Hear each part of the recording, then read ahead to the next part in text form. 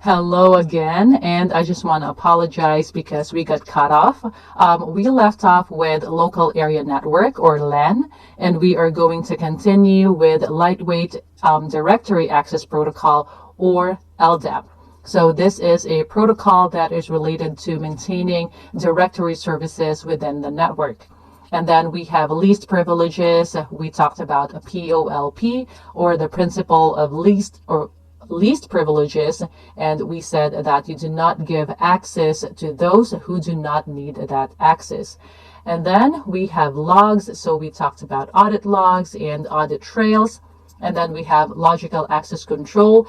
So it is the opposite of the physical access control. So for example, you give an employee a security badge so that that employee can access the building. That is the physical access control. And logical access control would be access to information and information systems.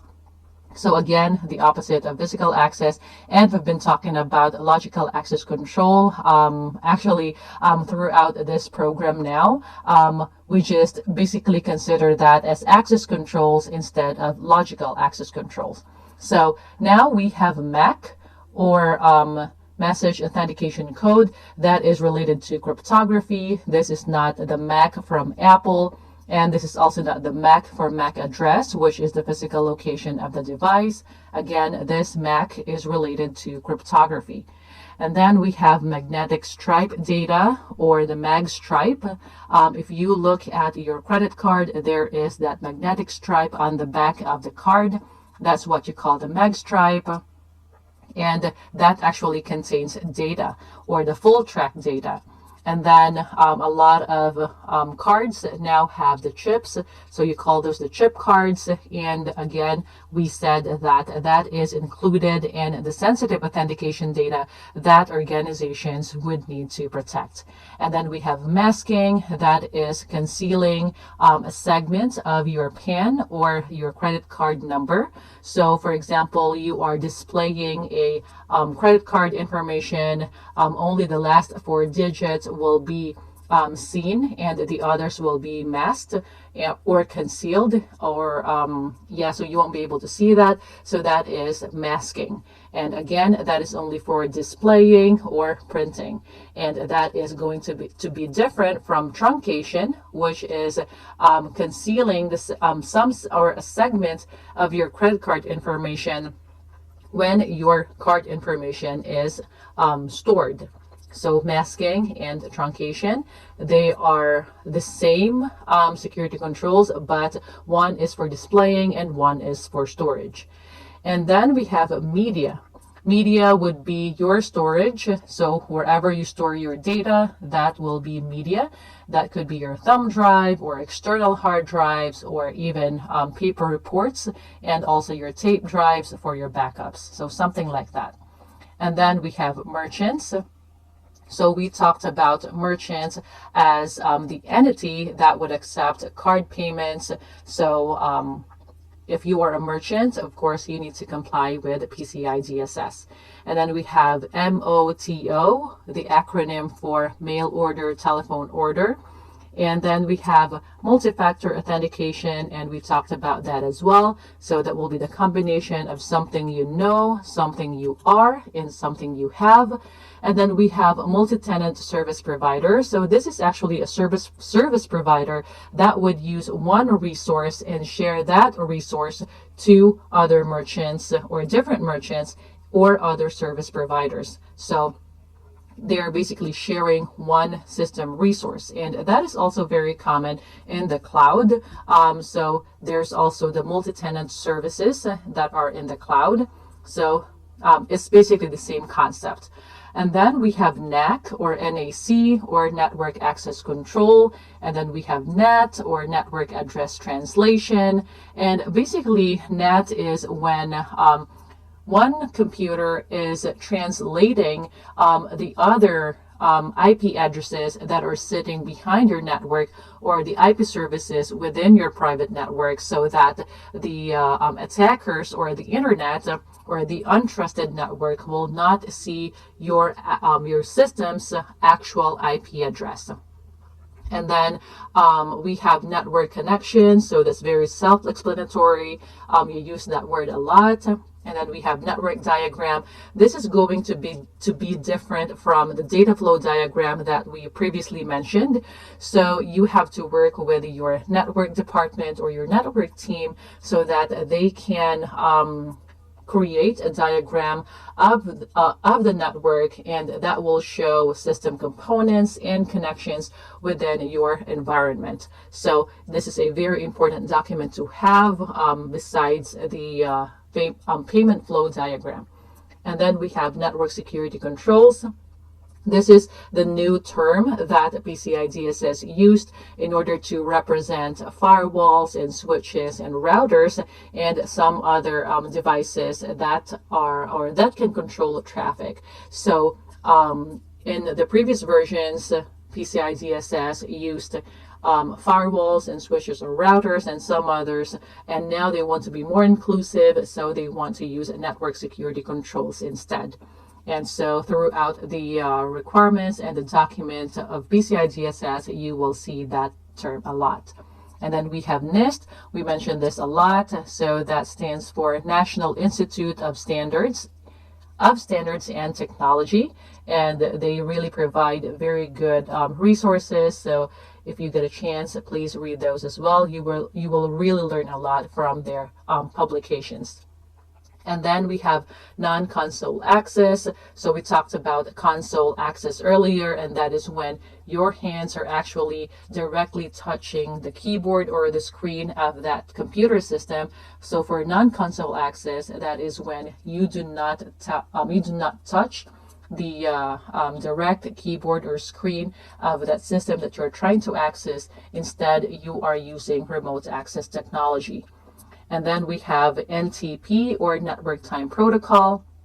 It is a very important protocol to use. You need to make sure that you are using this for time synchronization. Time synchronization will be very good for your logs and for showing your timestamps.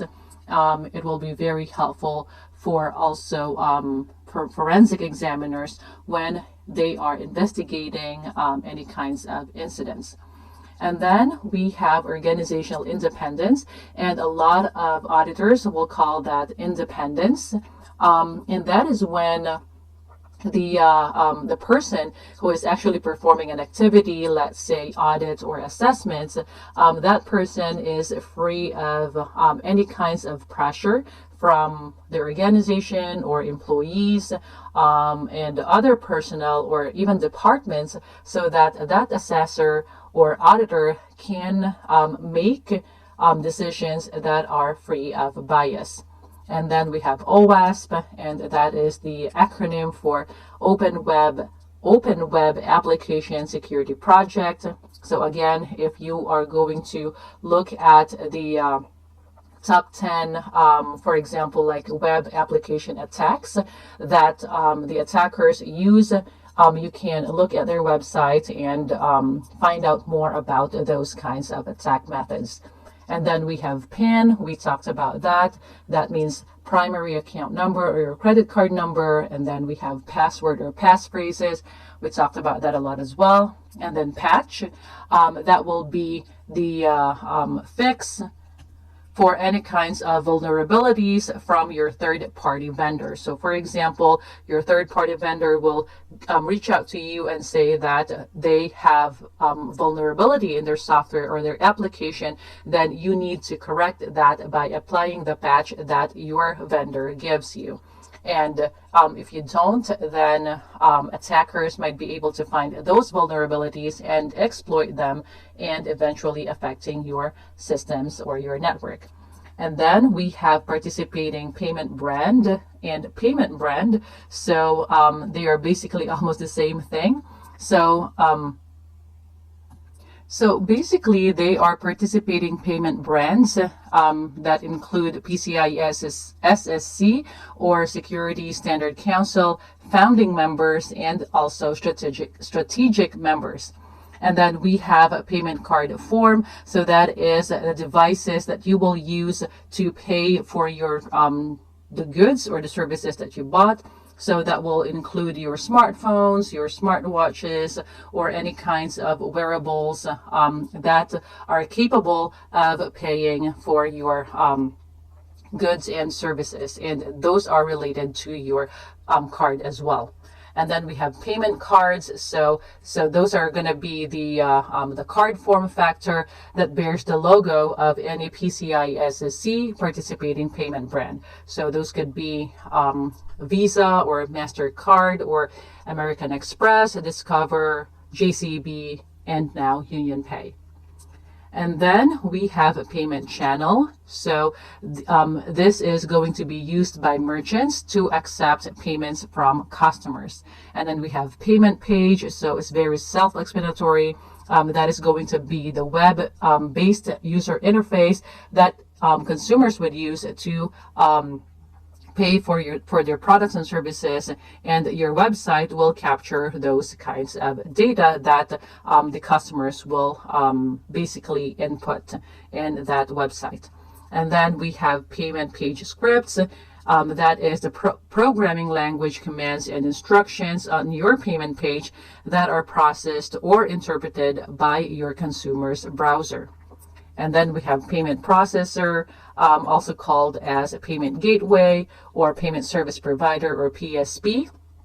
And they engaged by a merchant or other entities to handle payment card transactions on their behalf. So we talked about acquirers as well, and we talked about service providers.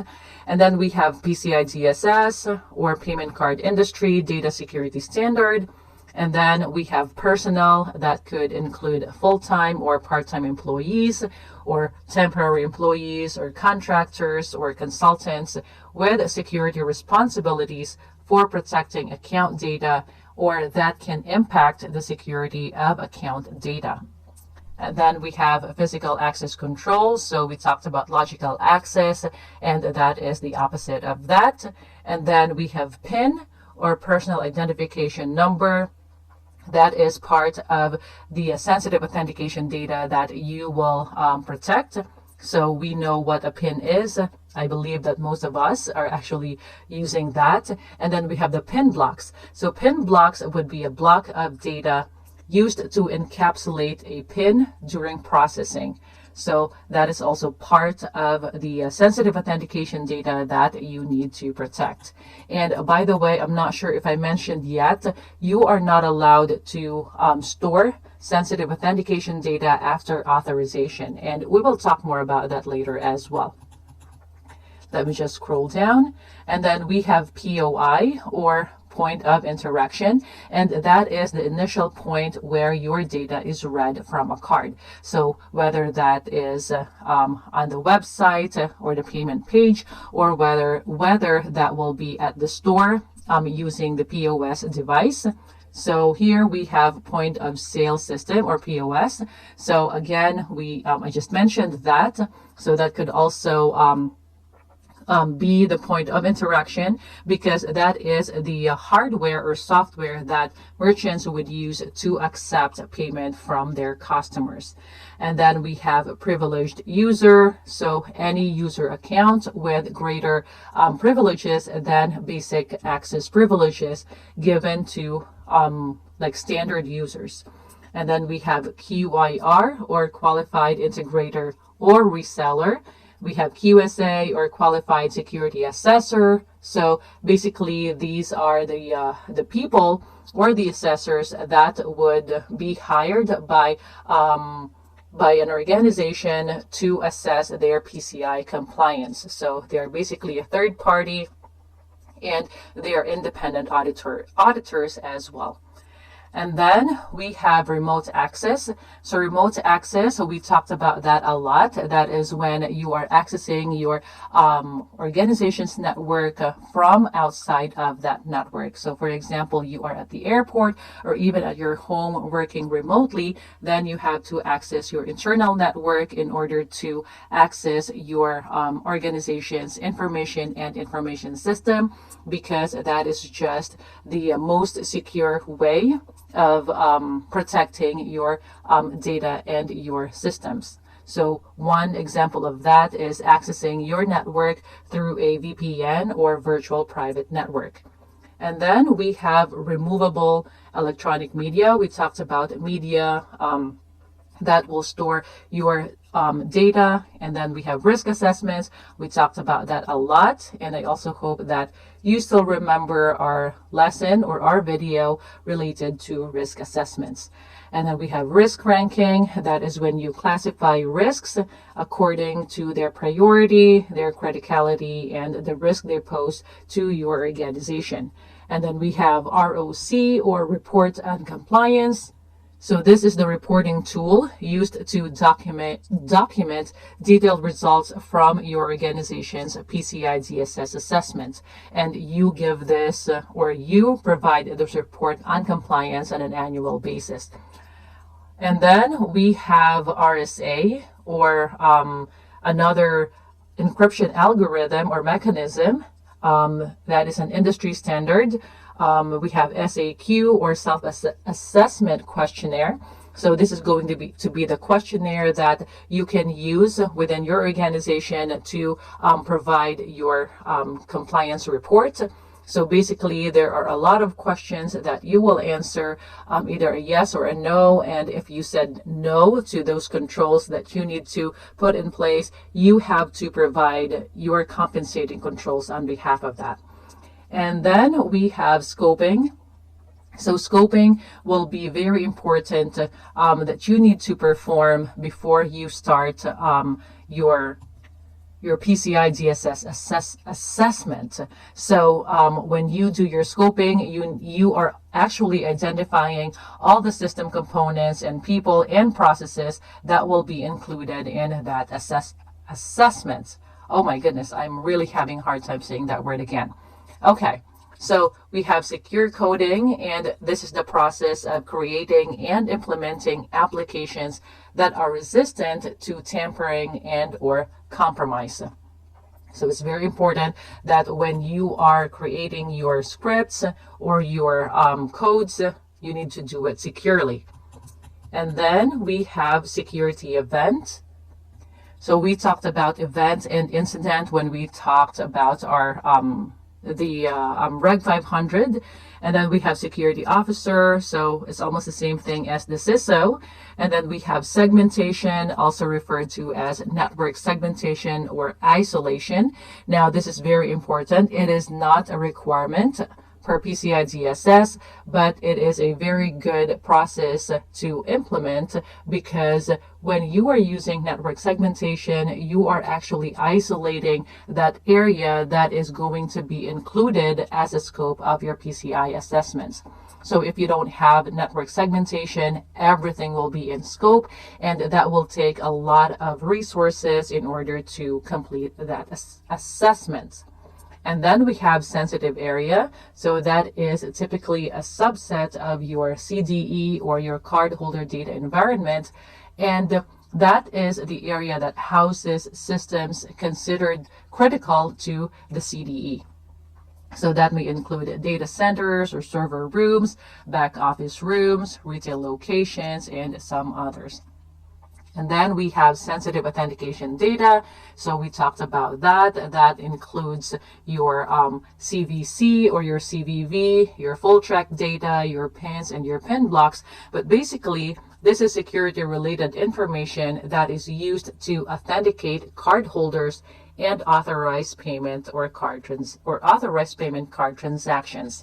And then we have separation of duties. So we mentioned that earlier. This is also called as segregation of duties. So that's basically a practice of dividing steps in a function among multiple individuals. So for example, in your finance department, one personnel can write the check, and one personnel can authorize the check, and one personnel can actually cash the check or something to that effect. But basically, one person cannot write and authorize the check at the same time. So it will be the same thing for your information and information systems if there is a need for separation of duties. So for example, you have developers who are not supposed to be system administrators because they cannot write their own codes and push the codes to production at the same time. So there should be two different people doing that and two different teams doing that as well. So that could be your separation of duties. And then we have service code. Again, we talked about those 3-digit or 4-digit value codes on the back of your card. And then we have service provider. So we talked about that as well. We have, let's see here, let's scroll down. SNMP, or Simple Network Management Protocol. This is another networking protocol used to manage devices. And then we have split knowledge, so it is related to separation of duties. And then we have SQL, or the acronym for Structured Query Language. And then we have SSH. This is the abbreviation for a secure shell. So that is a good channel to use to ensure confidentiality.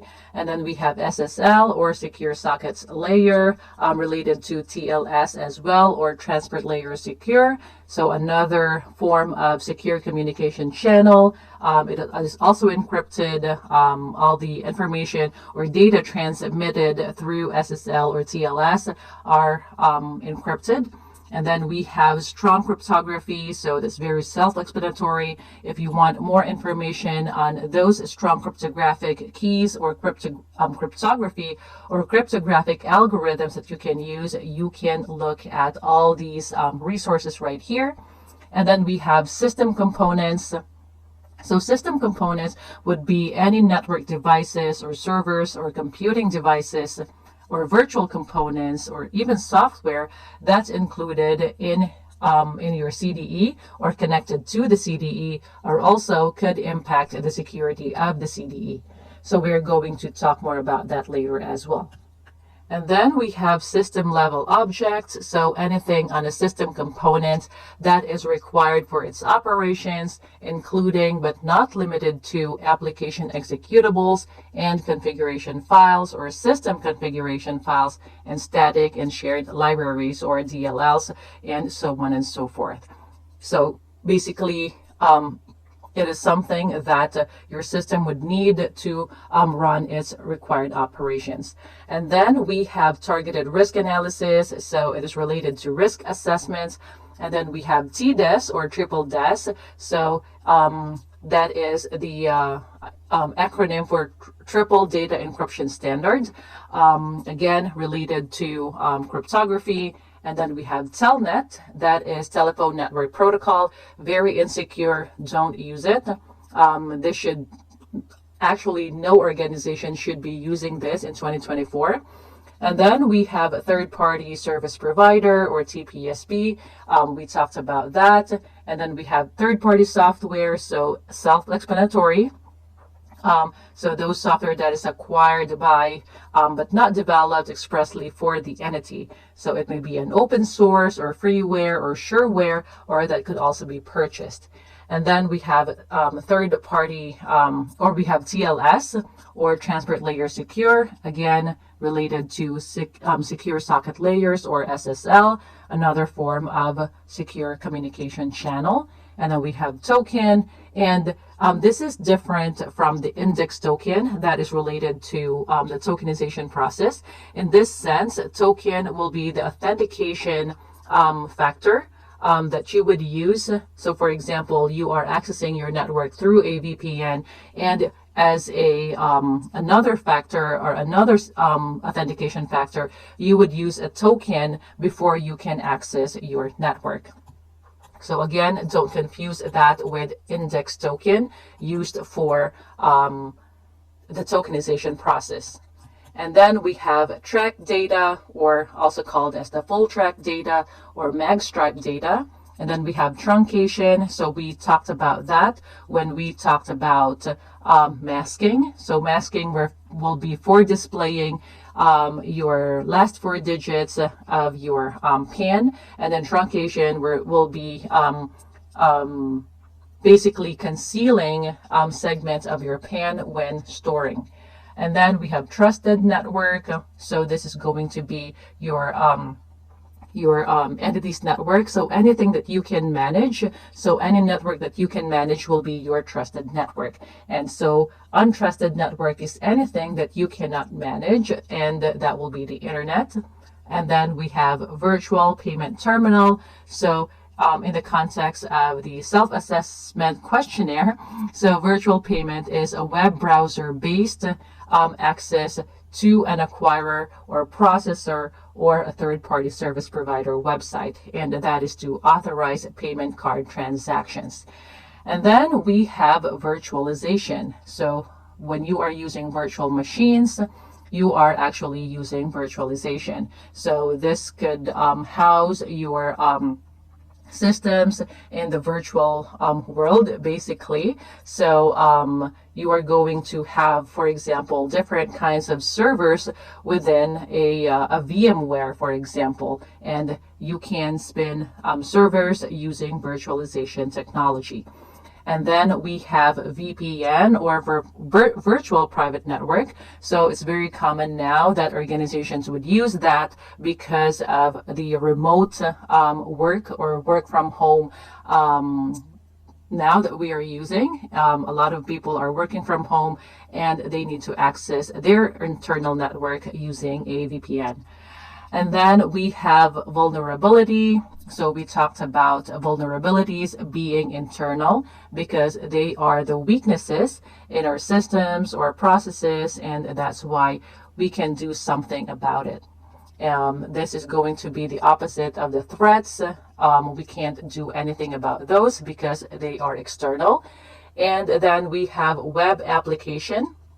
So web application is generally accessed through a web browser or through web services. So if you have web applications, of course, that is one thing also that you need to protect and make sure that you always patch any kinds of vulnerabilities in those web applications.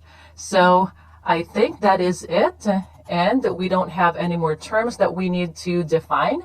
So thank you so much for hanging in there, and I hope that helps. So if you can notice, I did not talk a lot about the other terms, only because you don't really need to know them right now, especially when you are doing your self-assessment questionnaire.